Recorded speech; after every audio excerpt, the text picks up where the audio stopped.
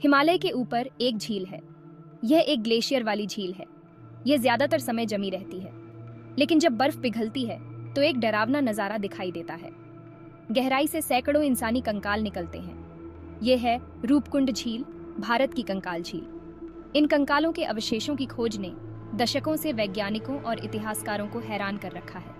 ये लोग कौन थे, ये मरे कैसे, और ये रूपकुंड झील पर क्यों थे? जवाब रहस्य में डूबे हुए, हिमालय की बर्फीली चपेट में छिपे हुए हैं। हमारे साथ जुड़ें, क्योंकि हम रूपकुंड झील की पहेली में उतरते हैं, विभिन्न सिद्धांतों और वैज्ञानिक साक्ष्यों की खोज करते हैं जो इस प्राचीन पहेली को सुलझाने का प्रयास करते हैं। रूपकुंड झील 16,000 फीट से भी ज्यादा ऊंचाई पर हिमालय की गोद में बसी है। राजसी हिमालय के बीच बसी यह झील कोई आम झील नहीं है। यह एक ऐसी जगह है जहां अतीत पहाड़ों की खामोशी से फुसफुसाता है और हर कोने में एक रहस्य छुपा है। यह एक ऐसी जगह है जहां अतीत पहाड़ों की खामोशी से फुसफुसाता है और हर कोने में एक रहस्य छुपा है।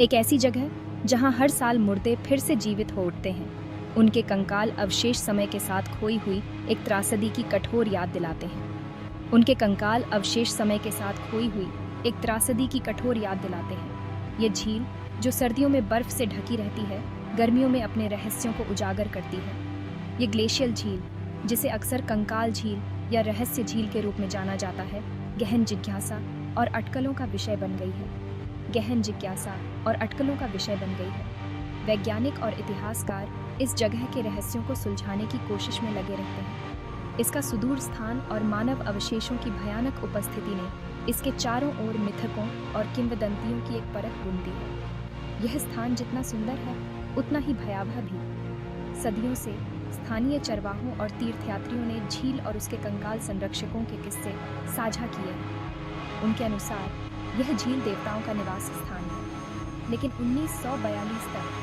द्वितीय विश्व युद्ध के दौरान बाहरी दुनिया को रूपकुंड रहस्य की पहली झलक मिली। यह खोज एक संयोग था जिसने पूरी दुनिया को चौंका दिया। ऊंचाई वाले क्षेत्र में गश्त कर रहे एक ब्रिटिश वन रक्षक को झील और उसके भीषण रहस्य का पता चला। इस खोज ने वैज्ञानिकों और इतिहासकारों को इस रहस्यमयी झील की ओर आकर्षित किया। रूपकुंड झील में कंकालों की खोज ने दुनिया भर में विस्मय की लहरें भेज दी। यह खोज न केवल वैज्ञानिकों के लिए बल्कि आम जनता के लिए भी एक रहस्य बन गई। ये व्यक्ति कौन थे जो हिमालय के इस सुदूर कोने में अपने अंत से मिले थे? क्या वे तीर्थयात्री थे, सैनिक थे, या कुछ और? उन्हें इस ऊंचाई वाली झील में क्या ले आया, और वे मरे कैसे? क्या यह कोई प्राकृतिक आपदा थी या कुछ और? शुरुआती धारणा यह थी कि कंकाल उन जापानी सैनिकों के थे जो युद्ध के दौरान मारे गए थे। यह एक संभावित सिद्धांत था।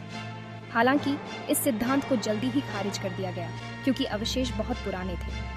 यह स्पष्ट हो गया कि ये कंकाल सदियों पुराने थे। कार्बन डेटिंग से बाद में पता चला कि कंकाल लगभग 850 ईस्वी के थे। यह जानकारी ने रहस्य को और गहरा कर दिया।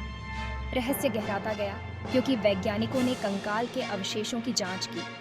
हर नई खोज ने नए सवाल खड़े कर दिए।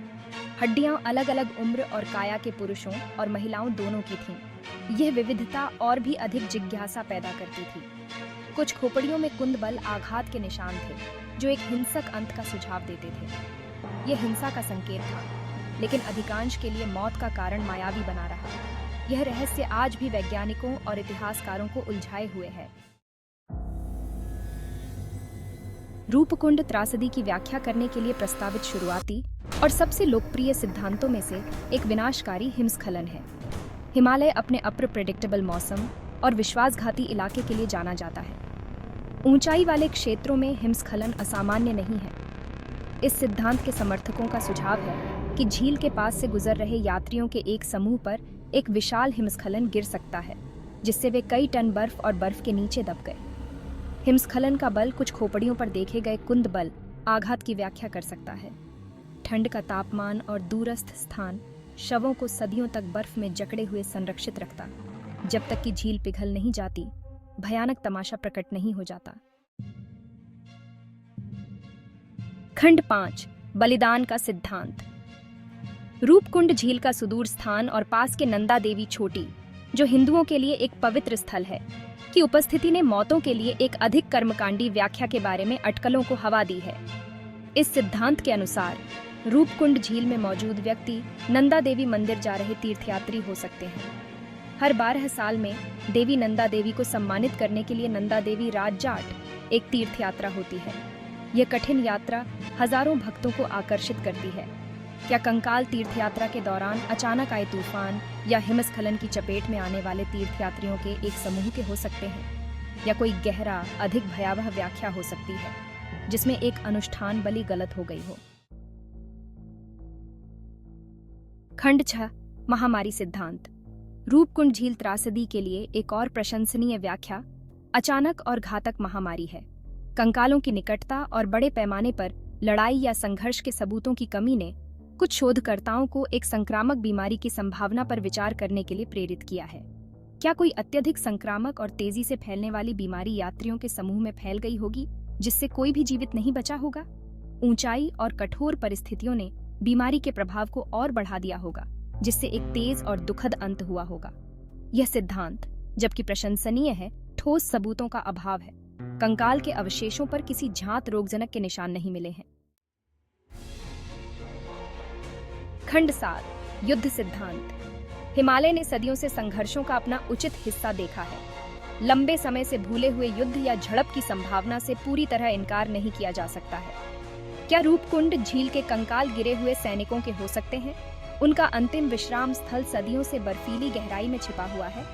हालांकि युद्ध से संबंधित हथियारों या किसी अन्य कलाकृतियों की अनुपस्थिति से यह सिद्धांत कमजोर होता है। कंकाल के अवशेषों में भी आमतौर पर हथियारों से होने वाले घावों के कोई निशान नहीं दिखाई देते हैं, जबकि युद्ध का सिद्धांत एक संभावना बनी हुई है।